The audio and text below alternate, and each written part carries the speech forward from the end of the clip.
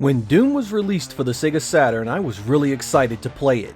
I mean, it was 4 years old already by that point, but no less an interesting game because the first-person shooter genre was still so new to home consoles.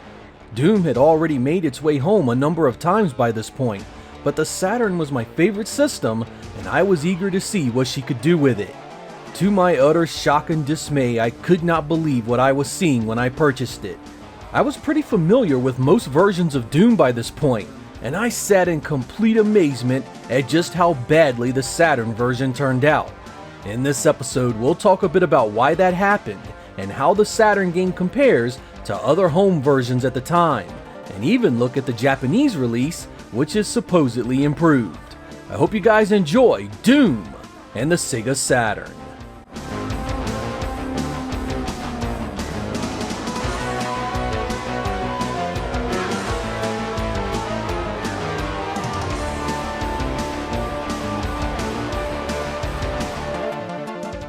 Doom had been originally released in 1993 by id Software for the PC. It had been an instant success thanks to its visually stunning graphics, copious amounts of gore, user-created mods, and network multiplayer. Most of us at the time who didn't even own a home PC knew what Doom was because of all the hype surrounding it. It was one of the first games that made me want a PC, but the realities of cost quickly crushed my hopes and dreams. That was until home console versions of Doom began to show up in my favorite gaming magazines. The first system that I was actually able to play Doom on was Sega's 32X in November of 1994. I know purists scoff at this release because it was quickly rushed to market and is missing a load of content, but it allowed me to play Doom on my Sega Genesis less than a year after the release of the PC version, on a platform that cost me a fraction of what I would have needed to start PC gaming. I was blown away by its gameplay. I had never really played anything like it. It was action-packed, loaded with menacing monsters, and gave you tons of cool weapons to defend yourself. The 32X version also didn't perform half bad for such a cheap option. While far from silky smooth, it ran strong enough for me and my friends to have a blast with it. Needless to say, I was instantly a fan. Of course, like most things back then, there was always a new system right around the corner that offered up something different. That came in the form of the Atari Jaguar. My best buddy Nathan had picked up Atari's new 64-bit monster, and of course one of his first games was Doom. This version ran better, had more content, and was overall a better representation of the PC original. Again, I was instantly hooked on its brand of hyper-violence, and wanted a version for my brand new Sega Saturn, fresh from Japan. With my newfound love of Doom so fresh, I was keenly aware of the various versions that began to show up. About a year after the 32X and Jaguar versions, we got an awful Super FX chip rendition of Doom for the Super Nintendo. This muddy, choppy abomination played like ass, looked worse, and was by far the most pitiful version of this game.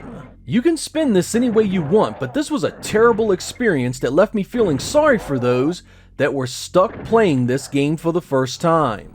Thankfully, I was rescued from the mediocrity of the Super Nintendo release shortly after by a much better port for Sony's new PlayStation console.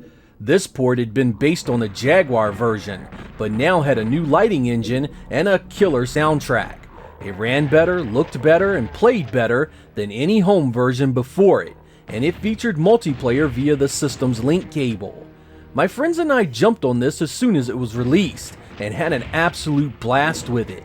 It had the levels and weapons from Ultimate Doom and Doom 2, so there was tons of replay value on the disc.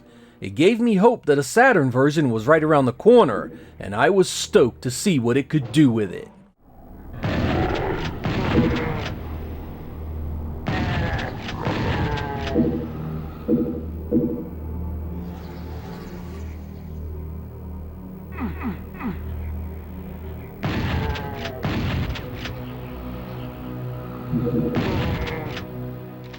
While I was waiting for the Saturn version to materialize, it showed up on the 3DO about 6 months after the PlayStation version.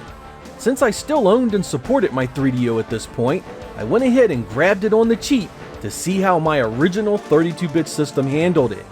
It was awful. I mean, it was window choppy as hell awful. It was well below expectations, particularly since the 3DO had done first-person shooters before to some success. I later learned that a single programmer got stuck with a cruel deadline for this port, and the result was one of the nastiest versions available. On the plus side, it did have a killer soundtrack.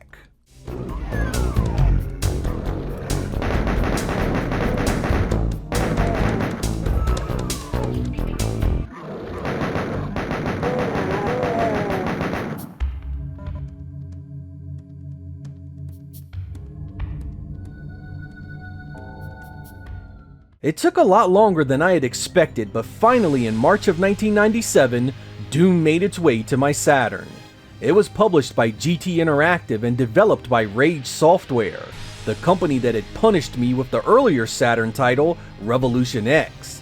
I was so excited to play this for numerous reasons. First, when it launched, the Saturn's 3D control pad had been out for months, so I just knew it was going to have analog controller support. It also was to support the Tizen link cable for multiplayer, and even had support for Sega's Shuttle Mouse peripheral. And of course, I was under the complete and total belief that my Saturn's graphical prowess was going to make this the very best version of the game available. And don't snicker at that, you bastards, because by March of 1997, there had already been Powerslave on the Saturn, setting the precedent that the hardware could indeed do a hell of a good job with a first-person shooting engine. Alas, the Saturn version was a complete mess. While it looked great in screenshots, the actual performance was nothing short of abysmal. I mean a choppy and nearly unplayable mess of a game. The opening stages only proved to be the tip of the iceberg for its performance problems, because the deeper you got into the game, the more complex the stages became, and with more enemies. This meant that the frame rate got even worse the deeper you got in, so what was at the start a barely playable experience eventually became an unbearable exercise of eye torture. Some stages were easily sub 10 frames per second, sucking all the fun factor from the gameplay, and leaving you a hollowed out husk, regretful for the $50 you just dropped in this steaming pile of excrement. Being a Sega Saturn owner, you had to be used to disappointment in ports by 1997, but things get even worse from there. While the PlayStation version had enjoyed a nice upgrade to the lighting in Doom, this was missing entirely from the Saturn edition. So not only did you get the shaft on how it ran, but it didn't have any of the visual upgrades either. To make matters worse, the 3D control pad support I had been expecting was nowhere to be found. But the real kick in the ass came when I realized that the US version was also missing the link cable support. That's right, man, an advertised feature right on the damn box was missing from the game. I couldn't believe it. Not only was I sitting there $50 poorer, but I also had a crappy running, crappy looking game that didn't even have a feature prominently advertised on the box. I mean, this had to be a joke, right?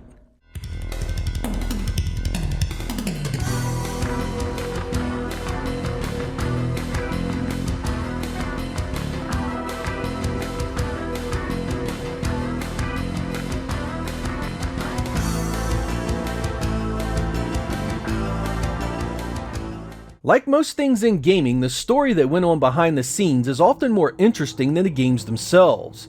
The port had been handled by Rage Software and two programmers by the name of Jim Bagley and Alan Webb. These two dudes recognized pretty early that getting the Saturn's dual SH2s to render this game out alone was going to be a monumental task, so they began to write an engine that took advantage of the system's VDP-1 texture mapping abilities. Lobotomy Software had done something similar with Powerslave the previous year to great success, basically building an engine from the ground up that used the Saturn's architecture to its fullest ability. id Software's John Carmack saw this engine and told the guys at Rage Software that he disliked the way it looked due to texture warping, and told them to go back to the original look of the engine. This meant that they had to completely build Doom for the Saturn, essentially using software rendering that took advantage of nothing the Saturn was actually capable of. This is why we have the disastrous port we ended up with, and were robbed of what could have been an excellent and unique version of this classic shooter. Shortly after the US release, Doom came to both Europe and Japan with link cable support restored and fully accessible. The Japanese release was handled by SoftBank, who tried to clean up the performance a bit. On some stages it does appear to have an ever so slight increase in speed, but it still runs rough, and later stages are still slideshows when it's at its worst. If you want to play the Saturn game, this is the version to get though. It runs better here and there, and uses both the link cable and shuttle mouse. But with so many modern ways to play this, no Saturn version is worth the money beyond nostalgia.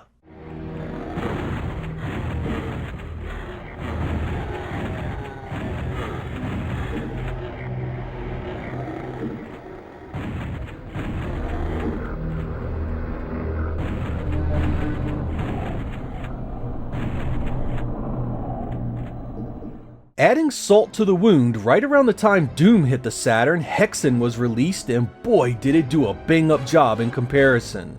Smoother with vastly superior visuals, you just had to hang your head even lower in shame for what had happened with Doom. This was the same hardware, running two games using similar engines, and yet one was clearly the better effort. This truly highlights the importance of development teams, resources, restrictions, and time available when it comes to software ports.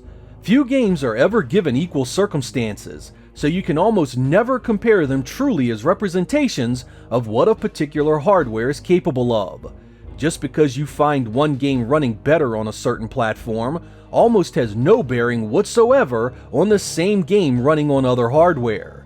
It was more than likely handled by a different team, with different resources, with different skills, with different time constraints, and in a different environment. That was certainly the case here, and it radically altered the end result.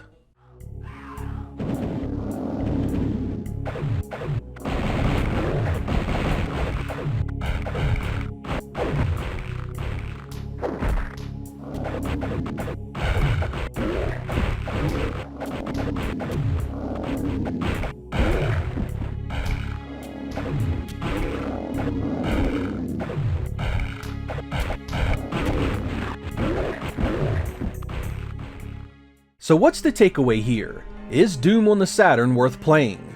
I'd honestly say if you have a way of playing backups on the machine, it's certainly worth a look to see just how poorly optimized it is.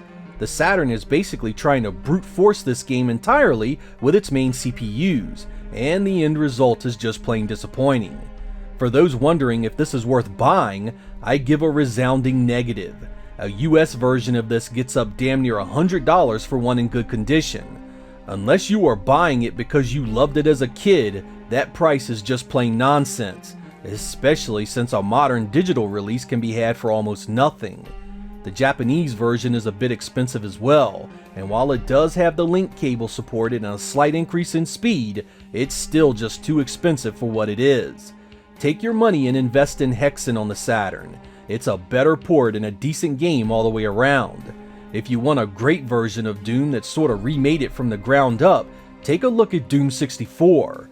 Originally released on the Nintendo 64, it was reissued on modern systems not long ago, and is quite frankly, nothing short of incredible.